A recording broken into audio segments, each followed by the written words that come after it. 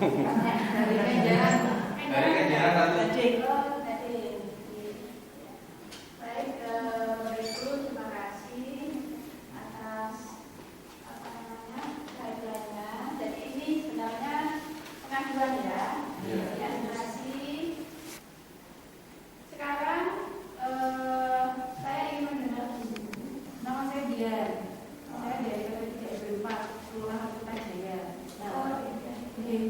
Ini tetangga ini memang anak yatim, tidak mampu, dia punya MDR, penyakit.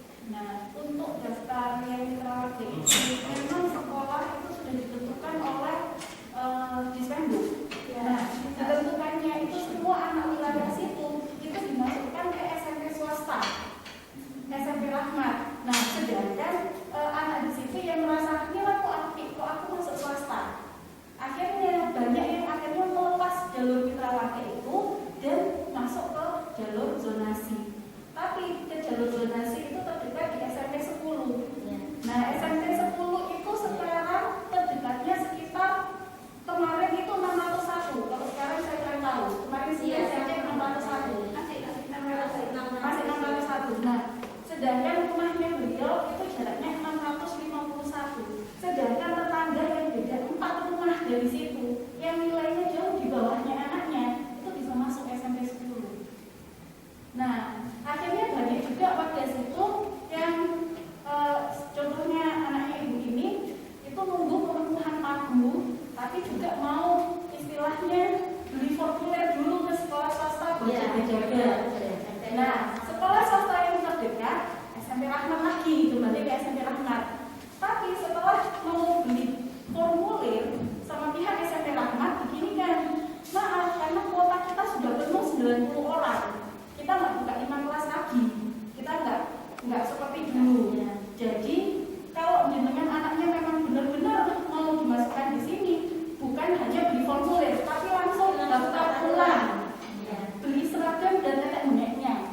Sedangkan di sana kan banyak orang nggak mampu, kalau langsung daftar ulang, habis itu pemenuhan waktu ternyata anaknya masuk, kan buang lagi segitu banyaknya.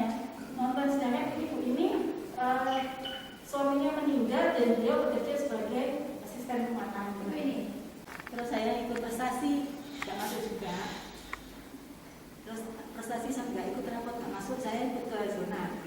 Zona itu saya belum daftar aja sudah masuk, Bu.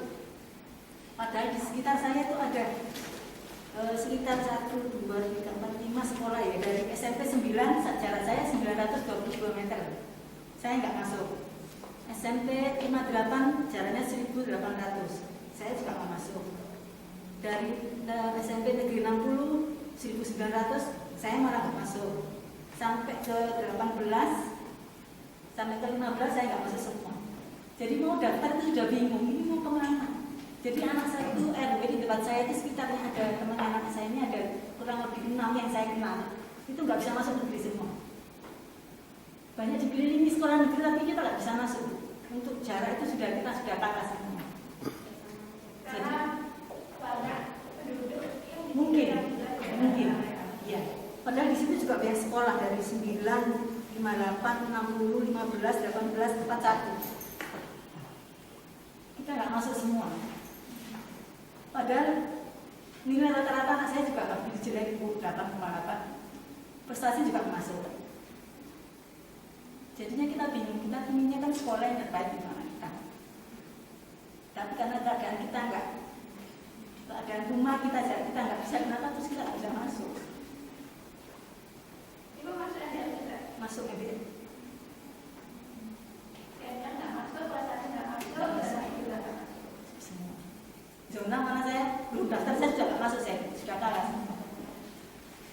Jadi saya mendapatkan banyak laporan, akhirnya saya udah datang aja ke kantor supaya terbuka di sini.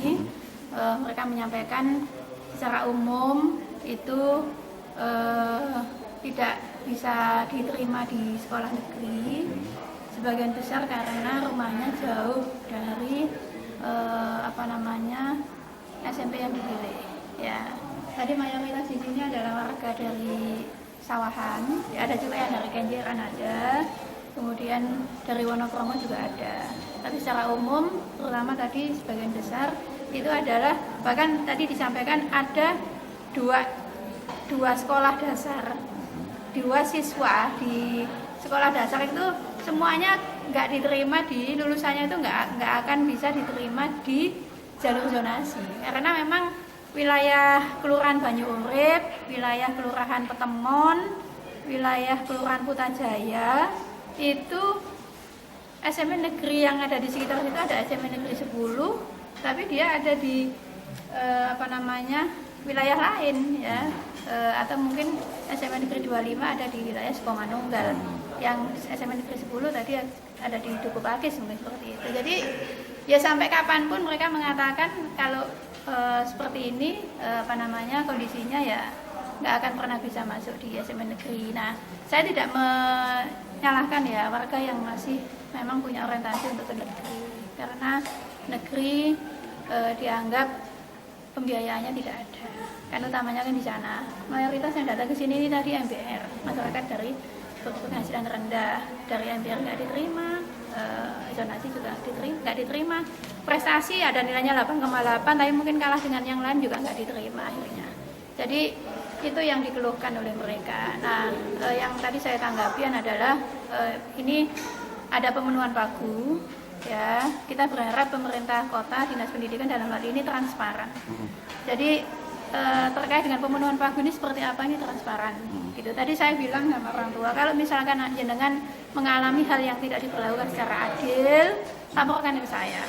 Itu seperti apa ketidakadilannya, laporkan. Kita akan sampaikan, pokoknya intinya gini loh, lek Dispendik gak adil ya aku protes. Loh, lek Dispendik memang sesuai dengan aturan, transparan, bertanggung jawab, ya udah kita hormati.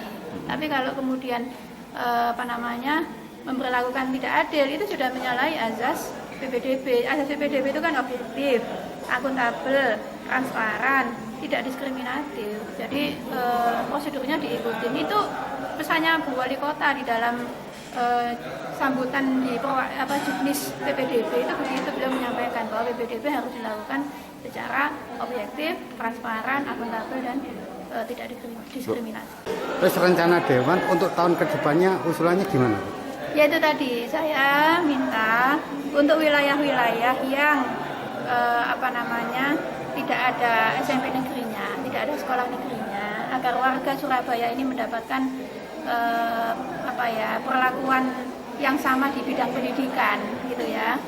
Rasa berkeadilannya itu dirasakan ya. Kita bisa menangkap kan ibu-ibu di sini tadi bilang, aku ya sampai kapan pun nggak iso Bu, lek main ning kene sampai kapan pun nggak iso sekolah ning kene, lek zonasi kan begitu. Itu kan sudah nggak bagus juga gitu loh. Makanya harus ada pola kajian kebijakan yang bagaimana bisa mengakomodir warga yang ada di wilayah-wilayah padat, tapi di situ tidak ada SMP negerinya. Itu gimana pola kebijakannya, itu yang saya kira harus dipikirkan. Jadi jangan sama aja tahun lalu begini ya, mirip begini ya akan terulang lagi. Artinya, ini yang harus dipikirkan gitu. Ini pemerintah harus membangun sebuah sekolahan negeri yang ada di suatu wilayah yang belum ada sekolahnya gitu Bu ya. Kalau itu tidak otomatis juga. Itu mungkin diantara ya. Dengan tetap ada pertimbangan ketika dibangun sekolah negeri tidak mematikan sekolah swasta. Itu. Nah, seperti itu. Kemudian ataukah sekolah swasta yang ada di sana ya itu kemudian disupport penuh oleh dinas, sehingga kemudian persepsi orang untuk masuk ke sekolah swasta itu juga mereka juga senyaman mereka memasukkan ke sekolah negeri. Apakah itu terkait dengan kualitas sarana dan juga terkait dengan pembiayaan begitu. Jadi misalkan di sana ada sekolah-sekolah swasta, diajak ngomong bareng ya, karena di sana kan sekolah negerinya nggak ada. Ini gimana ini?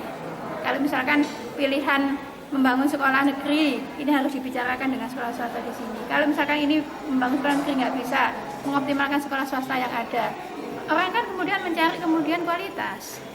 Nah, bisa nggak ini disupport oleh dinas agar masyarakat merasakan, oh iya ketika aku masuk ke sini pun aku nyaman karena kualitas sekolah ini juga bagus. Nah ini dinas pendidikan nggak bisa kemudian menyerahkan melakukan dewe sekolah swasta, nggak bisa gitu. Itu Mas yang saya kira itu butuh hal yang tidak biasa-biasa, butuh sentuhan yang luar biasa untuk kemudian kita mengatasi persoalan PPDB yang dari tahun ke tahun Setiap persoalan yang ada di daerah, ya, saya meminta untuk menyampaikan laporannya kondisinya kepada pemerintah pusat. Dalam hal ini Kementerian Pendidikan dan Kebudayaan. Karena Perwali 21/2020 tentang PPDB itu mengacu kepada Permendikbud. Ya, di satu sisi pemerintah kota harus mengikuti yang ada di Permendikbud, ya. Di satu sisi pemerintah kota harus mengakomodir kondisi sesuai dengan ada di wilayahnya. Ya, saya kira kalau kemudian ini dijalankan jauh-jauh hari sebelum PPDB dimulai, saya kira hal-hal yang itu kemudian yang terbaik untuk warga Surabaya, saya kira itu bisa dikomunikasikan. Jadi kalau misalkan tahun lalu ya zonasi itu tidak sampai 50%, Iya. tapi karena ada geliat, ada persoalan dan sebagainya akhirnya dirubah kan menjadi 50. Dan itu kan tidak tertutup kemungkinan juga kalau itu kemudian tahun depan juga mengalami perubahan. Nah, ini bagaimana kemudian daerah memberikan laporan kepada pemerintah pusat terkait dengan kondisi yang ada, tidak hanya mungkin Surabaya ya, tapi kemudian dengan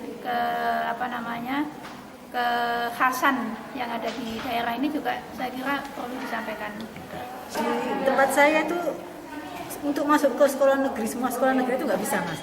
Jadi sekitar satu RW tempat saya itu anak-anaknya itu nggak bisa masuk sekolah negeri mulai dari 9, 60, 18, 15, jadi kita nggak punya kesempatan. Jadi hanya gara-gara jarak saja, sedangkan anak kita belajar itu nilai yang itu kan nilai toh. Selama ini kan nilai yang dikejar anak saya belajar, tapi hanya karena zona anak saya mental nggak bisa kemana-mana. Tergeser ya? Iya, semua belum daftar pun sudah kegeser karena jarak kita sudah kalah semua sama yang lain. Belum terdaftar ke online, BDP udah tergeser. Sudah Berapa nilainya Bu anaknya? Kalau nilai rata-rata untuk usek anak saya itu 8,8. 8,8. Ya, itu untuk ujian sekolahnya.